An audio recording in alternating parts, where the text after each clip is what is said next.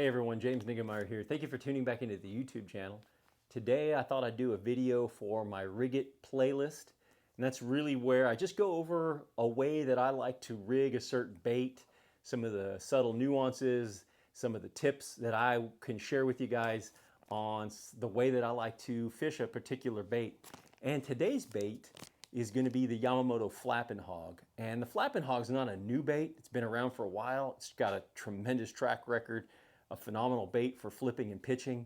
But today I'm going to show you how I like to rig it on the back of a jig, because over the last couple years, the Flappin Hog's gotten a tremendous reputation as being a great jig trailer, and it is. And that's really one of the first things that I started doing with it before I even just really flipped it that much, as I just thought, man, that thing looks great as a jig trailer. Those flapping appendages out the back are just like a jig chunk, and you can thread it on there as opposed to just pinning it on. Though you could do a pin style trailer where you just kind of cut this and just pin it on the hook, and that would be your jig trunk. But I like the fact that you've got these side appendages, adds a little bit more bulk, a little bit more look. And then these flappers here, it's made with that amazing Yamamoto formulation of plastic, which just seems to get bit on no matter how they pour it. One of the things that I wanted to address is there's two different sizes. There's a large and a small, or a large and a medium, I should say. But basically, they're almost the exact same bait from kind of the midsection down. They have the same style, claws, side appendages. The flap-in section is exactly the same, or what I think is the same. But if you just lay them right next to each other, they look exactly the same, except for the larger one has an elongated thorax section here so that it can hold a bigger 5 or 6/0 flipping hook. I've flipped the little one with a lot of success with a 3/0 owner hook, so you can flip either one. But the smaller one's probably ideal for on the back of a jig, but I do a little bit of tweaking to the smaller one as well as the larger one, and that's what I really wanted to show you. So we'll start with the larger one. The larger one, I'm going to just go ahead and rig it on the back of a jig, but I've got to make a couple of different tweaks to it. First off, I'm going to go ahead and take my scissors and just right under those side appendages right there, I'm going to go ahead and just begin cutting right up under, say, the armpit of those two side appendages in a kind of an arrowhead type shape, and I'll pluck that off.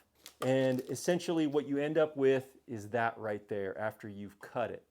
You just kind of pluck this top off of there, and it removes those little side appendages. This section goes over the trailer keeper on the jig. A lot of jigs have a little trailer keeper, and that's what's going to go on there. This jig also has a trailer keeper. Kind of show you what I mean right there. See that little spike right there? There's your trailer keeper. And then I'm going to want to put that pointed section right over that.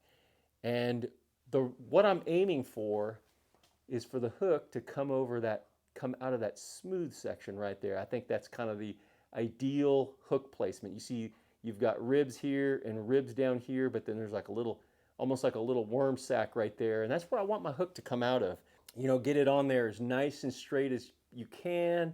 And then you're just going to pop through in the middle there, run that over the barb, and just bam, just like that. I like that kind of a length because I want it compact. Even if a fish comes and does kind of a short bite, which they have a tendency to do with a trailer, that you're going to get some hook in the whole thing. And so that's really the action that I'm going for. This just looks kind of like a little streamlined package, like whether you think it's imitating a crawdad, and in some cases, in my case, I think it imitates a bluegill, but that's what I'm after right there. Now, the other way that I like to fish it is on the back of a finesse jig. This is a Buckeye Ballin' Out finesse jig, and I'm going to put on the smaller Flappin Hog.